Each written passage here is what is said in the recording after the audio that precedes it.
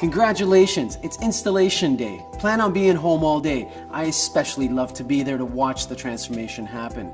Now, the installation time will vary depending on the complexity and the size of the job, and here's a few things you can do to help things go smoothly. Before the guys arrive, have a plumber shut off the water supply to the kitchen sink and disconnect all the plumbing.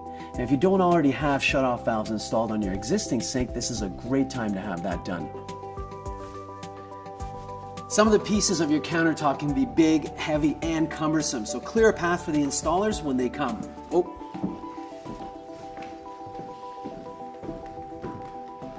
Hi, I'm Joe Marceau, Cambria Installation Manager. Now that you've heard from Ramson, I wanted to talk to you about our Cambria installation practices. One of the things that we do initially is to measure to fit.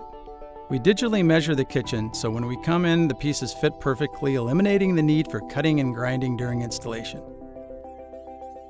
In the entryway and work areas, we put down carpet runners and wear shoe covers to protect your floors. During installation, we pay attention to every last detail and make sure the seams are sealed snug and match perfectly. When we have completed the project, the only thing remaining is your amazing Cambria countertops. Installers will go over maintenance instructions for your new Cambria countertops and leave you with warranty information and a survey card.